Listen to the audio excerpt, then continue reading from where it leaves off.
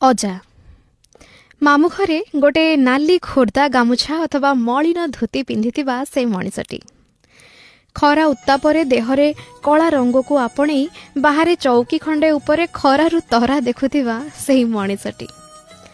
ଆମେ ଅଜା ଘରକୁ ଗଲେ ସକାଳୁ ସକାଳୁ ଜଳଖିଆରେ ବରା ଘୁଗୁନି ଆଣି ଥୋଇ ଦିଅନ୍ତି। ମାଇଁ ହାତରେ ମାଉଁସ ଝୋଳ ରାନ୍ଧିବାକୁ ଅର୍ଡର ଦେଇ ଦିଅନ୍ତି।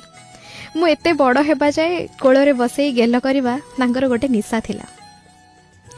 ଅନ୍ତାକ୍ଷରୀ ଖେଳରେ 80 ମସିହା ଗୀତ ସହ 2000 ମସିହା ଗୀତର ଗୋଳ ଲାଗିଯାଏ। ଯେବେ ମାମୁଁ ଘରେ ଲାଇନ୍ ପଳେଇଯାଏ ଆଈକୁ ଗେଲେଇକି ଡାକନ୍ତି, ଆଉ ମୋ ଫୁଲେଇ ଆଈ ରାଗିକି ଗାଳି ଦିଏ, ଅତି ଗୋଟେ।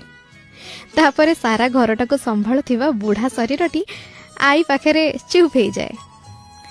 ପୋଖରୀ ମାଛରେ ବେସର ଝୋଳ ନହେଲେ ତାଙ୍କ ଭାତ ଉଠେନି। ଚୁଡ଼ା ଭଜା ସହ ନାଲି ଚାକୁ